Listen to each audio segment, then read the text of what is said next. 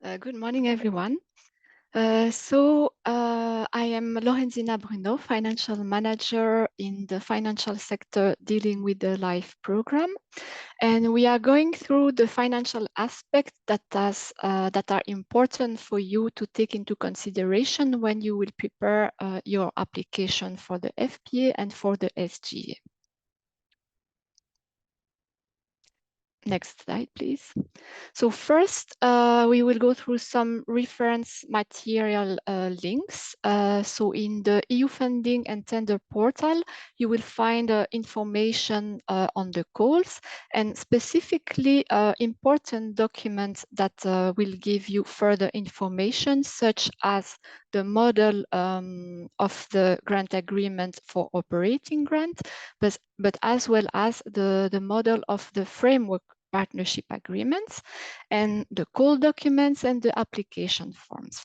Then another important document is available on the rules for legal entity validation, the year appointment, and further information on the financial capacity assessment.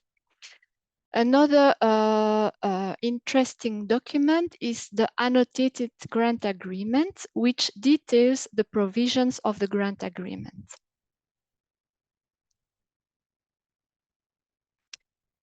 So the most important information on the financial part is how to establish your budget. So it will be done in 2 steps. First, in the framework partnership agreement, as it was already said, there we will have only a global amount. We don't ask you for details at this step. So in the part B, you will have to introduce estimate annual budget. So it will be a global amount per year of SGA. Then in the SGA, you have several parts where you will have to detail the budget. You have in part A, the summarized budget table that will have to be filled in online. And this is the overall budget of the beneficiary who is applying per cost category. And as it was already mentioned for this call, the main cost category is personal cost. So you will have to do an estimate of your personal cost that will work on the work program. And a flat rate based on this personal cost will be calculated to cover the other cost category, the other cost that you might have. Then we will have an annex which contains a detailed budget table that will need to be uploaded. And in there, you will have to detail the budget per staff, per function of the person that are going to work in the work program. Please, doing those estimates, be realistic. Next slide, please.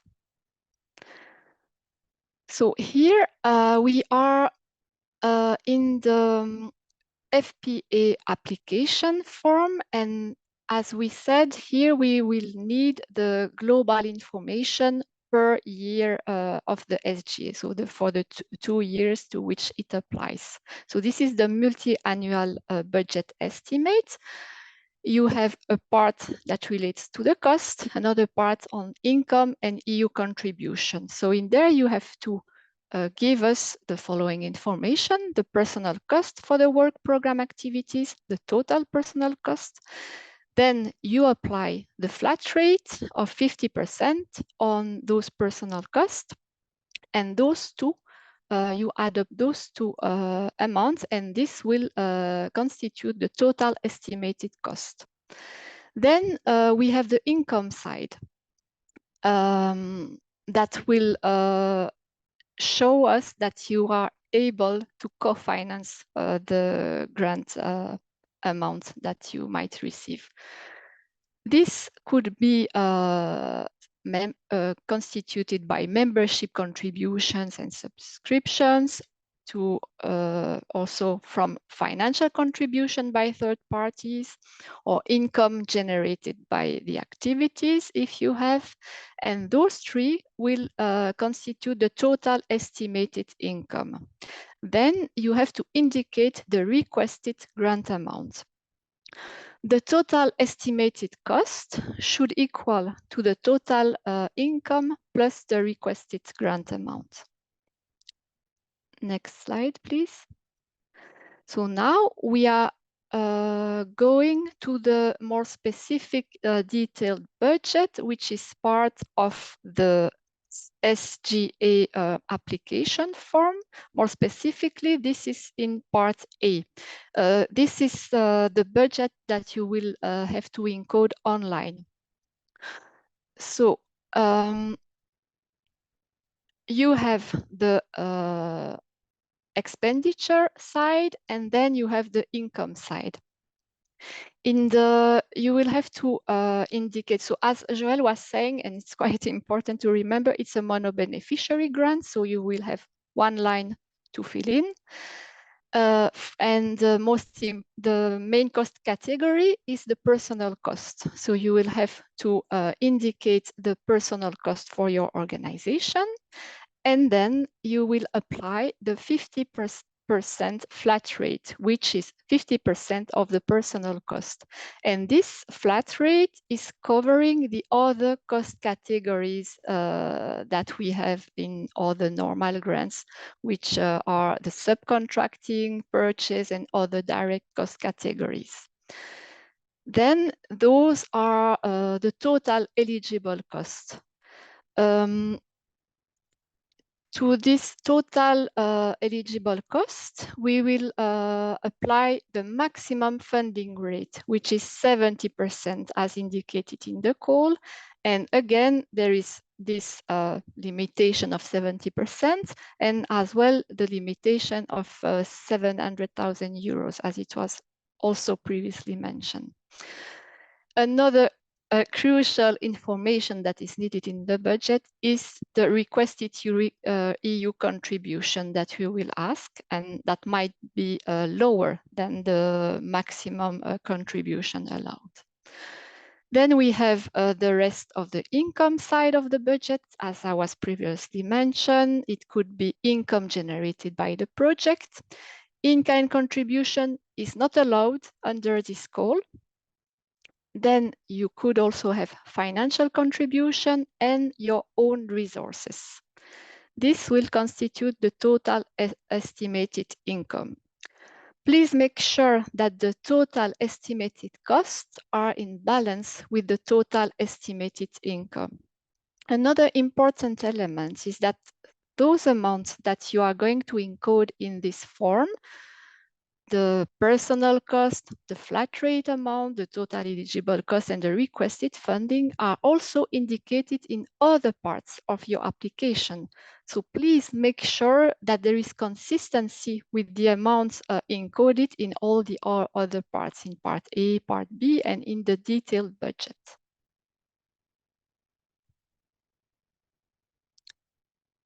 In part B of the SGA, you have also a section which is called Estimated Budget Resources, where you will have to encode the global amounts. So again, pay attention that those are coherent with the other forms, and the requested grant amount is limited to a maximum of 70% of the total eligible costs. So now we are going through the annex that should be attached to the SGA application form, which is called the detailed budget table. And here you have the summary of the staff efforts and the personal cost per person working in the work program. So you will have to fill in the cells in yellow, and so the name and or the function of each person working for the work program, the monthly rate of staff, and then the person months for each work program. Please note that there are predefined formulas in this table. Please do not remove them, use them. And you will see in the table that the total cost per staff is calculated by multiplying the monthly rate for the staff by the work months. Then the total the cost will be, you will have the flight rate, the 50% flight rate calculated, and you will have the total eligible cost as well.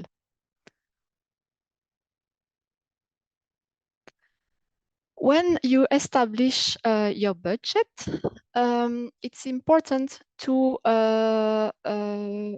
be aware of the eligibility conditions. So please check carefully the Article 6 of the Model Grant Agreement, which costs are eligible, which costs are not eligible. Pay attention when you fill in your application, as only amounts in euros should be reported. If you have another currency than euros, you have to convert them. As already mentioned, the applicants may receive only one operating grant per financial year from the budget of the union. And under no circumstances should the same cost be financed twice by the union. So you can have other grants, but you have to make sure that you do not claim the same cost twice. This was a question that was raised during the question and answers. The earliest start date for the expenditure is the 1st of January 2025. So it should be the start date of the applicant's financial year. So first, usually most of the applicants have start the financial year on the 1st of January. However, if the budgetary year of the beneficiary starts later in 2025, it should be the expenditure could be declared as of that day.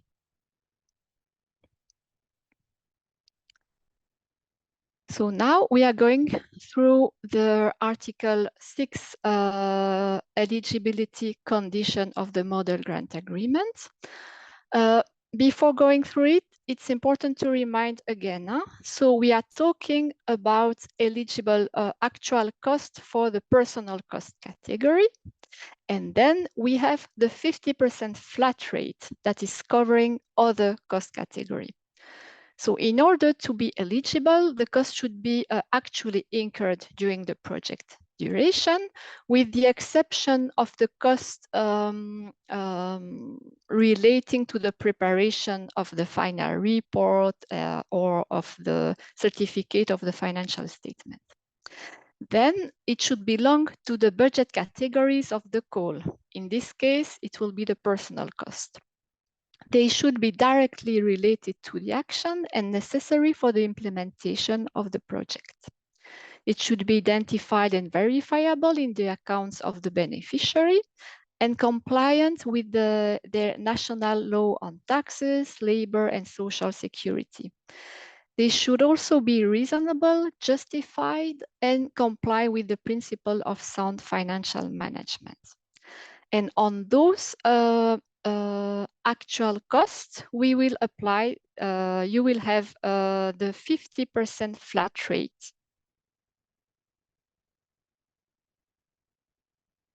So now we are going to go through the EU funding on the eligible cost.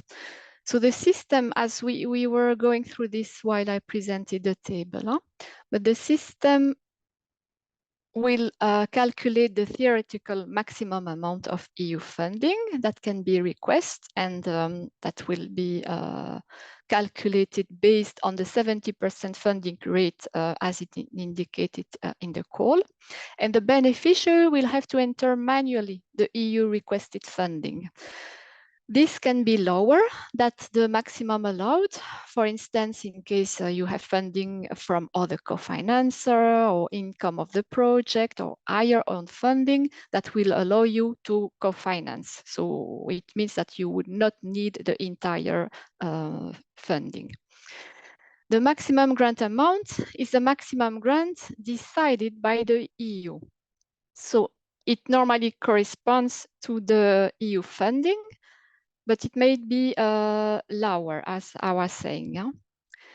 For the pre-financing, for the payments, you will have, in most of the case, you have a first pre-financing payment of 60% of the EU requested funding. And this you will be paid after the grant agreement signature. And then you will be, there is a final payment after the end of the action that can be up to a maximum of 40% of the EU requested funding.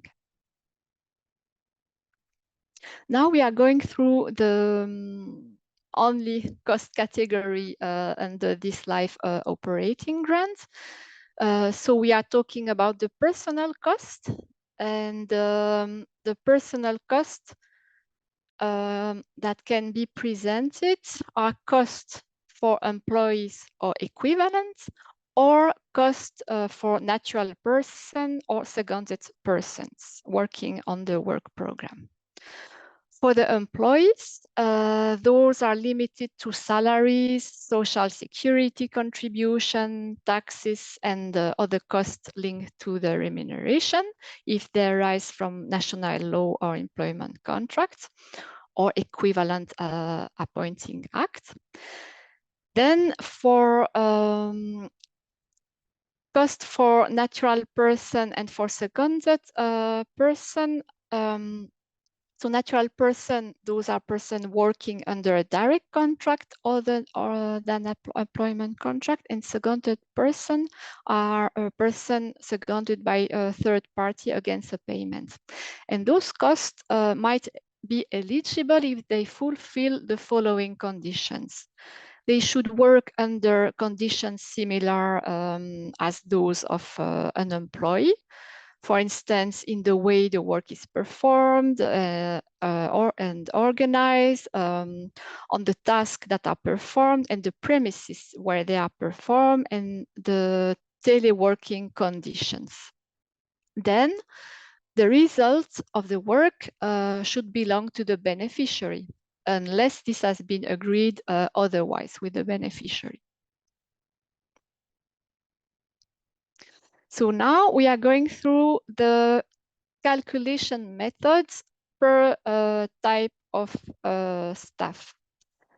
So for employees, for the budget, as it is at this stage, we are really talking about an estimate. Then we have a simplified method, which will be the average annual salary cost of an employee divided by 12, multiplied by the percent month. So I insist on the fact that at this stage, we are talking about an estimate, because at the time of the reporting, after the end date of the project, the salary will have to be calculated in another way, reflecting the actual cost. But I will get back to this later in the presentation. Then we have the cost for the natural person and seconded persons. Those are calculated slightly differently, because it should be in line with the rates that are indicated in the contract. So the method is the following. The cost will be calculated by multiplying the daily rate by the number of days equivalent. And this daily rate usually comes from the direct or the secondment contract. However, if we don't have daily rates clearly specified in the contract, for instance, you would have hourly rates or fixed amounts, then you will have to convert them into daily rates in line with the annotated grant agreement instructions. In order to be eligible, those rates must not be significantly different from personnel performing the same kind of task under the employment contract with the beneficiary. Now we are going through the ineligible costs. So the costs that are not complying with the definition of eligible cost should not be reported. Here there are some examples, but of course the list is not exhaustive. The excessive or reckless expenditure, the deductible or refundable VAT, including VAT paid by public bodies acting as public authority, in-kind contribution by third parties. Then the cost or contribution declared under other EU grants.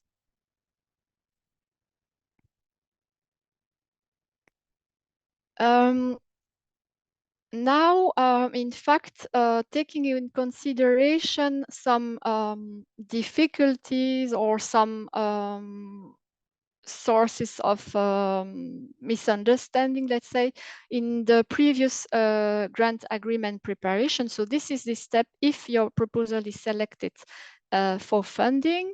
We will enter in the grant agreement preparation process. And in order to facilitate this process, I will just give again a few recommendations. So when you prepare your proposal, again, make sure that there is consistency in the different part of the proposal as far as the amounts are concerned. So carefully check twice, I would say, the amounts reported in part A, part B, in the detailed budget. Also, do not forget to include the 50% flat rate everywhere, because sometimes this crucial element was missing.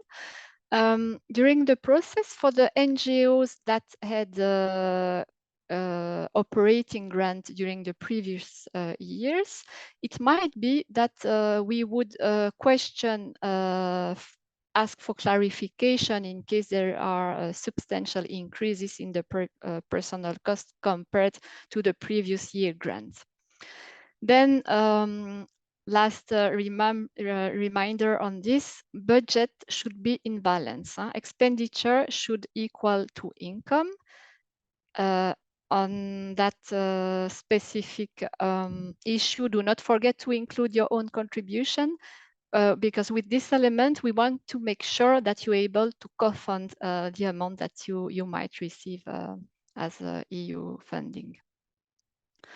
So in this slide, this is a step later.